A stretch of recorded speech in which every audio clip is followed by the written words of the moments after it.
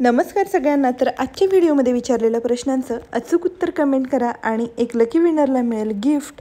तर व्हिडिओला लाईक करा, कमेंट करा आणि चॅनलला सबस्क्राईबसुद्धा। चला तर मग आज आपण आपली आजची रेसिपी बघूयात। तर आज आपण बनवणार आहोत मस्त अशी चमचमीत झणझणीत गावरान पद्धतीने शेवग्याच्या शेंगाची भाजी। बघताच क्षणी तुमच्या तोंडाला पाणी सुटेल आणि जर तुम्हाला भूक नसेल ना तरीही सुद्धा तुम्ही ही भाजी बघून लगेच जेवायला बसणार। अशी एकदम चवीला अप्रतिम अशी भाजी आज आपण बनवत आहोत। तर त्यासाठी रेसिपी पूर्ण बघा, आवडली तर लाईक करा, शेअर करा आणि अशाच छान छान रेसिपीसाठी चॅनलला सबस्क्राईब करायला विसरू नका। आणि जर व्हिडिओ नाही आवडला तर तुम्ही तुमचे सजेशनसुद्धा माझ्याबरोबर शेअर करू शकता। तर मी इथे शेवग्याच्या शेंगा घेतलेल्या आहेत।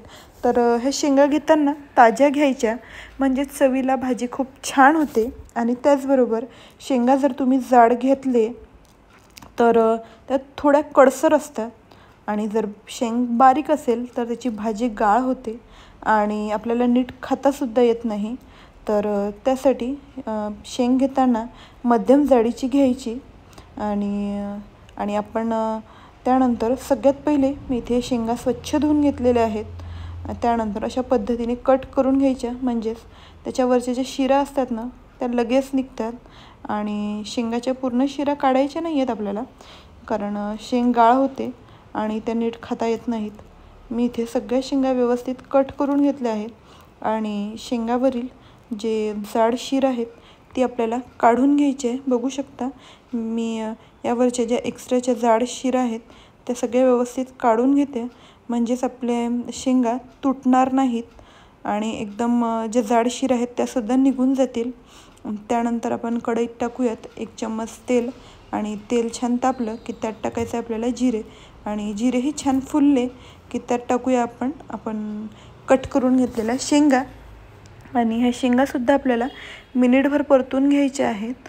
आणि त्यानंतर मी इथे टाकते आहे एक अर्धा चम्मच हळद आणि व्यवस्थित एकदा मिक्स करूयात। आणि त्यानंतर आपल्याला टाकायचं यात पाणी।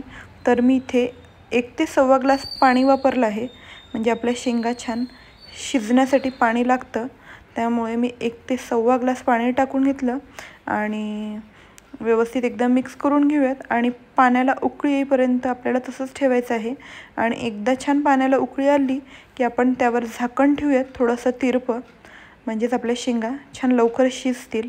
त्यानंतर मी इथे गॅसवर तावा ठेवून घेतलेला आहे, छान तापला की त्यात आपण मी इथे 2 मोठे कांदे घेतलेले, उभे लांब पातळ कापून घेतले आणि त्यानंतर 8 ते 10 लसणाच्या पाकळ्या छान लालसर रंग येईपर्यंत भाजून घ्यायचा आहे, कारण कांदा थोडासा गोड असतो आणि तो जर पूर्णपणे भाजून नाही घेतला तर भाजी थोडीशी गोड होऊ शकते। त्यामुळे कांदा छान लालसर होईपर्यंत भाजून घ्यायचा आहे आणि छान भाजून झाला की आपण थंड होण्यासाठी त्याला प्लेटमध्ये काढून घेऊया।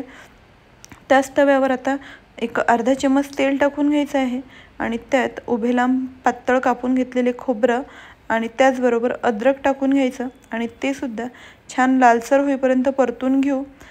आणि ते परतून झालं की मी इथे 1 चम्मच तीळ टाकलेलं आहे। तीळ मिनिटभर भाजून घ्यायचं आहे, कारण ऑलरेडी आपला तवा छान तापलेला आहे, त्यामुळे तीळ लगेच आपले भाजून होतील।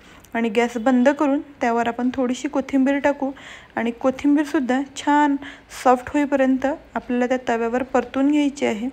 त्यानंतर आता आपण चेक करूया आपली शेंग शिजली आहे की नाही। तर त्यावरचं झाकण काढून घेतलं मी आणि एकदा मिक्स करून आपण त्यातली एक शेंग घेऊन चेक करूया की ती शिजली आहे की नाही। तर बघू शकता आपली शेंग एक छान शिजली आहे। आपल्याला शेंग 70 ते 80% शिजवून घ्यायची आहे, कारण भाजीमध्ये सुद्धा ती शेंग थोडा वेळ शिजेल उकळी येईपर्यंत, त्यामुळे आपल्याला ही शेंग 70 ते 80% शिजवून घ्यायची आहे। त्यानंतर गॅस बंद करूयात आणि शेंग थंड होण्यासाठी साईडला ठेवू।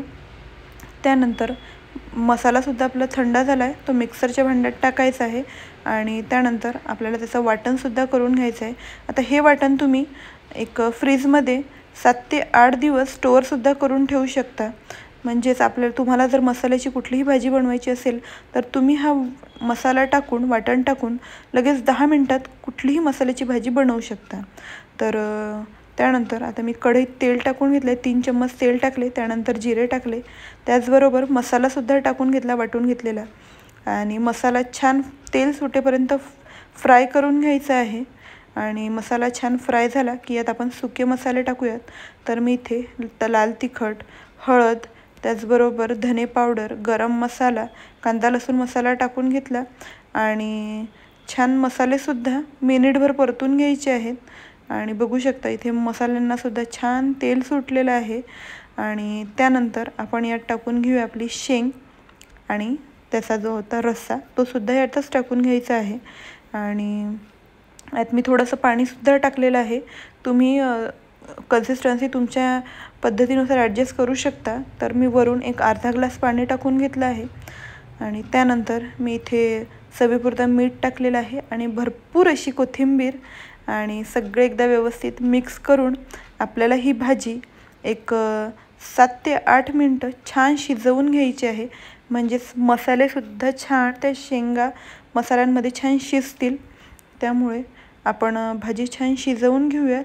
आणि एक 8 ते 10 मिनटानंतर बघू शकता मस्त अशी आपली भाजी शिजली आहे आणि छान रंग आलेला आहे, छान तर्रीसुद्धा आलेली आहे. तुम्हीसुद्धा या पद्धतीने एकदा भाजी नक्की ट्राय करा, तुम्हाला खूप आवडेल. आणि रेसिपी आवडली असेल तर चॅनलला सबस्क्राईबसुद्धा करा. आणि आजचा प्रश्न आहे, भाजीसाठी आपण वाटण बनवलं तर त्यात काय काय वापरलं आहे? तर हे मला उत्तर तुम्ही कमेंट करा आणि एक लकी विनरला मिळेल गिफ्ट. तर पटापट कमेंट करा आणि अशाच छान छान रेसिपीसाठी चॅनलला सबस्क्राईब करायला बिलकुलच विसरू नका.